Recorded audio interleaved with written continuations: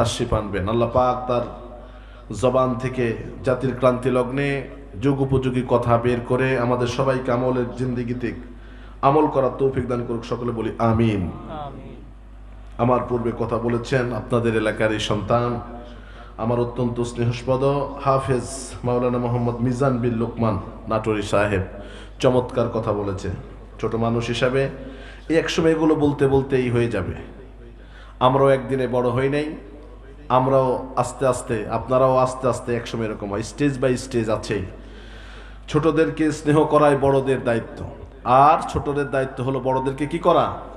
সম্মান করা। বিশ্বনবী সাল্লাল্লাহু আলাইহি ওয়াসাল্লাম এই জন্য সবাইকে বলতেন যে মান লাম ইয়ারহাম সাগীরানা ওয়ালা ইউওয়াক্কির কাবীরানা ফালাইসা মিন্না, যে ছোটদেরকে স্নেহ করে না এবং বড়দেরকে সম্মান করে না সে আমার রাসূলের দলের না। কে বলেছেন? মুহাম্মদ সাল্লাল্লাহু। এই জন্য আগে ছোটদেরকে স্নেহ করতে হবে, স্নেহের পরশ বুলিয়ে দিতে হবে। হযরত ওমর ফারুক রাদিয়াল্লাহু তাআলা তিনি যখন কোনো মানুষকে কোনো দায়িত্ব দিতেন, উনি লুকিয়ে লুকিয়ে দুইটা আমল দেখতেন। জোরে বলেন কয়টা? আপনারা কি রাগ করতেছেন নাকি? হ্যাঁ, দেখি সকলে বলেন তো আল্লাহু আকবার। মানে তাকবীর গুলো কেন যেন হচ্ছে না, কষ্ট পাচ্ছেন আপনারা? কোনো কষ্ট নেই, আমরা আনন্দের ভিতরে আছি। আজকে তাফসীর মাহফিলের মঞ্চে বসেছি, আপনারা শ্রোতা হয়েছেন। কালকে কিয়ামতের ময়দানে এই কোরআনটা যার পক্ষে সুপারিশ করবে সে জান্নাতি হবে। জোরে বলুন সুবহানাল্লাহ। আর এই কোরআনটা যাকে সুপারিশ করবে না, যা এই কোরআন আমার শ্রোতাও ছিল না, বক্তাও ছিল না, কোরআনের পক্ষের মানুষও ছিল না, তাকে জাহান্নামে দিবেন কে? কে দিবেন? কে দিবেন? তাহলে আমরা কোরআনের পক্ষে আছি না বিপক্ষে আছি? তাহলে কোরআনের পক্ষে থাকলে হাসি হবে না দুঃখ হবে?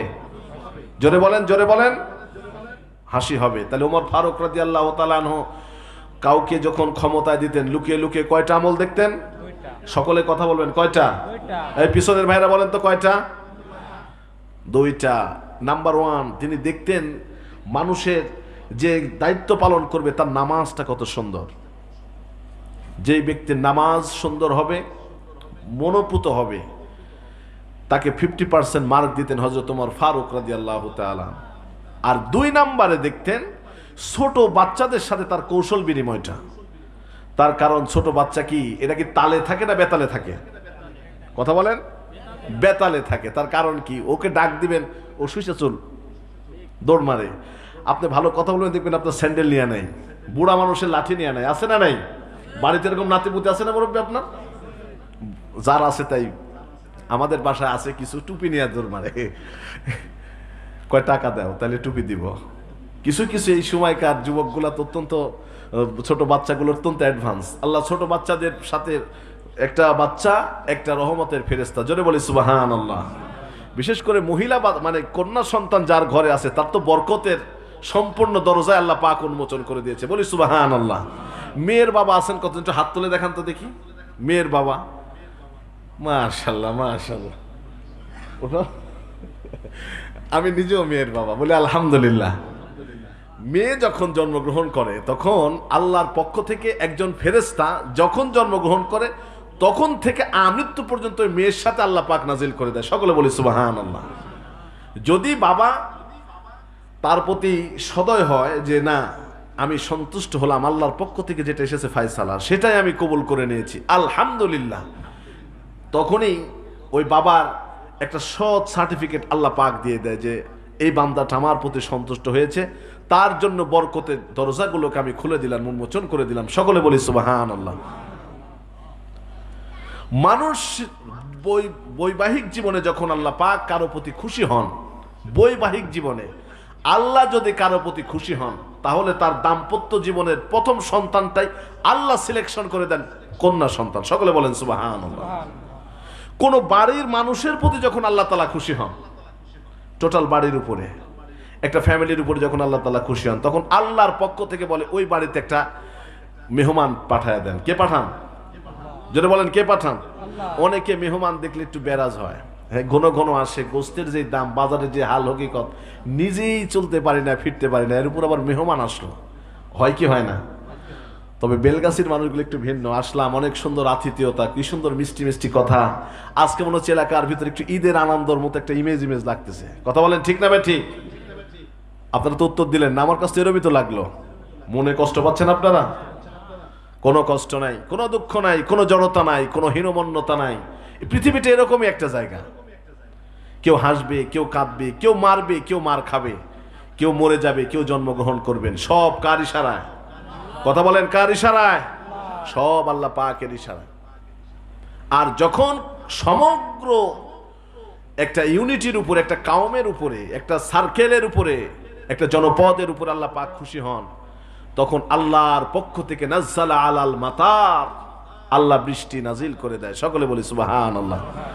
কয়দিন আগে বৃষ্টি হলো না? আমরা বনপাড়াতে নামাজ আদায় করেছি। বিভিন্ন জায়গাতে সালাতুল ইস্তিসকার জন্য প্রার্থনা করা হয়েছে। কিসের জন্য? কিসের জন্য? বৃষ্টির জন্য।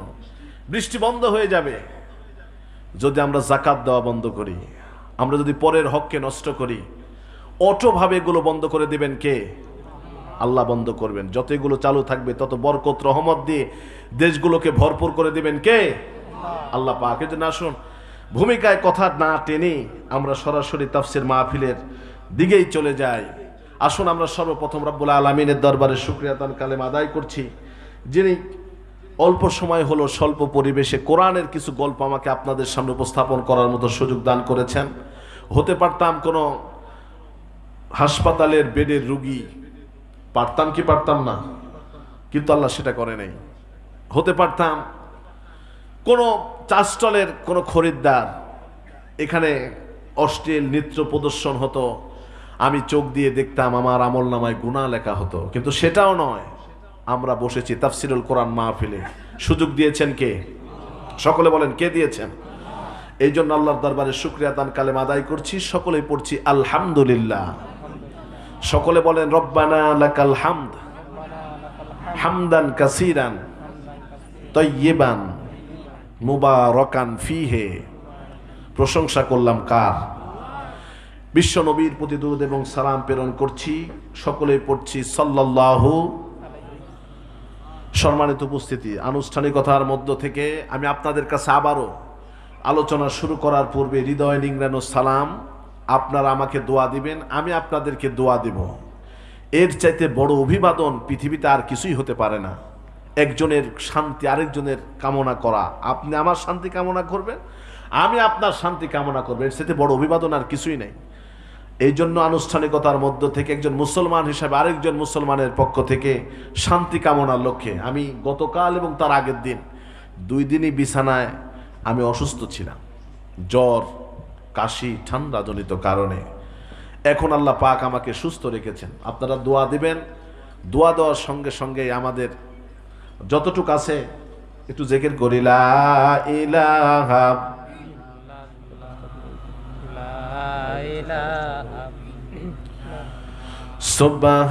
সুবহানাল্লাহ ওয়ালহামদুলিল্লাহ লা ইলাহা ইল্লাল্লাহু মুহাম্মাদুর রাসূলুল্লাহ সাল্লাল্লাহু আলাইহি ওয়াসাল্লাম। বিশ্ব নবীর প্রতি দুরূদ এবং সালাম প্রেরণ করছি। সকলেই পড়ছি সাল্লাল্লাহু আলাইহি ওয়াসাল্লাম। বন্ধুগণ, আপনারা সকলেই কেমন আছেন? আমি তো শুনলেন, আপনারা দোয়া দিলেই ইনশাআল্লাহ তাআলা আমি আমার আলোচনার দিকে চলে যাব। ভাই কানে কানে এসে আমাকে বলে গেলেন কি জানেন, যে আপনি উঠছেন, আপনাকে আবার নেমে যেতে হবে 10:30টার মধ্যেই তাহলে আমার সময় কিন্তু কাটা শুরু হয়ে গেছে। অলরেডি 35 বাজে। 55 মিনিট যদি আমি সুস্থ শরীরে বয়ান করে, আপনারা শুনবেন তো? সকলেই সকলে বলেন শুনবেন তো ইনশাল্লাহ? যদিও আমি অসুস্থ, তারপরও চেষ্টা করব সুস্থ কিছু কোরআনের গল্প শোনার জন্য। এই কোরআনের গল্প শোনার জন্য সাহাবীরা বিভিন্ন দূর দূরান্ত থেকে চলে আসতেন। এই কোরআন যিনি রচনা করেছেন, রচয়িতা যিনি, তিনি কে? জোরে বলতে হবে, তিনি কে? তানজিলুম মির রব্বিল আলামিন। তিনি নাজিল করেছেন রব। এই কথা, আল্লাহর কথা যে কত মিষ্টি, এটা শোনার জন্য হযরতে মূসা আলাইহিস সালাতুস সালাম প্রত্যেক দিন তুর পাহাড়ে চলে যেতেন আর বলতেন, মাবুদ, আমার তোমার সাথে কথা বলে এত মজা পাই, অন্য কারোর সাথে বলে মজা পাই না। সুবহানাল্লাহ বলেন। এখন এই যে রাতে আসে, দেখেন যার সাথে যার আন্ডারস্ট্যান্ডিং বেশি, চাওয়া পাওয়া কম না বেশি, রাতে আসে, কয়ে যদি পোকা কামড় দেয়, যদি বাঘে আমাদের হামলা দেয়, তাহলে তুমি তোমার পক্ষ থেকে একটা লাইটের ব্যবস্থা করে দাও। সুবহানাল্লাহ বলেন। এখন আমি নবী, তুমি লাইট দিবা, আমি লাইট নিব, রাস্তার ভিতরে আসবো, তোমার সাথে দেখা হবে, আমার কথা হবে, তুমি কথা বলবো, আমি শুনবো, যতক্ষণ মনে চায় ততক্ষণ শুনবো। আমি তো নবী, আমাকে তো তুমি নবী করে প্রেরণ করছো। তখন হজরতে মুসা আলাইহিস সালামের ডান হাতে আল্লাহ তাআলা একটা কুদরতি লাইট দিলেন। রাত্রে যখন যেতেন হালকা করে বগল উঁচু করতেন, অটোমেটিকলি এরকম কারেন্টের বাল্বের চাইতে আরো দূরগতি সম্পন্ন লাইট আল্লাহর পক্ষ থেকে দেওয়া হতো। সকলে বলি সুবহানাল্লাহ। আর একটু জোরে সকলে বলেন সুবহানাল্লাহ। অন্যান্য নবীরা যেটা আল্লাহর কাছ থেকে চেয়ে নিয়েছেন, আমার আল্লাহর রসুলকে সেটা আল্লাহ পাক এমনি দান করেছেন, বলি সুবহানাল্লাহ। হযরত হুযায়ফাতুল ইয়ামিন নাম শুনছেন সাহাবীর? হ্যাঁ, হুযায়ফাতুল ইয়ামিন। রাসূল সাল্লাল্লাহু আলাইহি সাল্লাম যখন কোরআনের কথা বলতেন, উনি তন্ময় হয়ে শুনতেন। সবচেয়ে সাহাবীদের ভিতরে ঝোকরানো কোকড়ানো চুলের দিক থেকে তার চুলটা সবচেয়ে বেশি। এই সাহাবী যখন নামাজে দাঁড়িয়ে যেতেন, এত গম্ভীর সুন্দর করে করে কোরআনুল কারীম থেকে তেলাওয়াত করতেন, পাখি পর্যন্ত এসে তার মাথার উপরে বাসা বেঁধে ফেলতো। মনে করতো এটা কোনো মানুষ নয়, এটা মনে হয় কোনো রকমের গাছ। এমন করে থাকতো স্টিল মতো দাঁড়ায়া, শুধু কোরআনুল কারীম তেলাওয়াত করতো আর শুধুমাত্র তিনি কাঁদতেন। জোরে বলুন সুবহানাল্লাহ। রুকুতে যখন চলে যেতেন এমনি করে থাকতেন, আবার যখন সিজদার ভিতরে চলে যেতেন মাথাগুলোর ভিতর থেকে ছোকরানো চুল কোকড়ানো চুল, এই চুলগুলো দিয়া আবার যখন রুকুর ভিতরে সিজদা দিয়ে সুন্দর করে নামাজের ভিতরে থাকতেন, কাঁদতে কাঁদতে সিজদার জায়গা পর্যন্ত কাদায় ঘরমাক্ত হয়ে যেত। সিজদার থেকে যখন মাথা উঠাতেন দেখতে পেতেন পৃথিবীর অন্য কারো জন্য নয়, আল্লাহ রাব্বুল আলামিনের দেওয়া জবান থেকে, তার শেখানো কালাম থেকে কোরআনুল কারীম পড়তে পড়তে নামাজের ভিতরে এত বেশি পরিমাণ কাঁদতেন, সিজদার থেকে মাথা উঠানোর সঙ্গে সঙ্গে তার চেহারার ভিতরে কাদার ছাপ লেগে যেত। বলি সুবহানাল্লাহ। বিশ্ব নবীজি বক্তব্য রাখতে রাখতে শেষ পর্যন্ত বসে থাকতেন। বিশ্ব নবী বলতেন, ও সাহাবী সকলে উঠে চলে গেল, তুমি যাও না কেন? বলছেন, রাহমাতাল লিল আলামিন, আপনার কথাগুলো এত চমৎকার লাগে, আজকে আপনারা বাড়িতে বসে থাকতে পারতেন।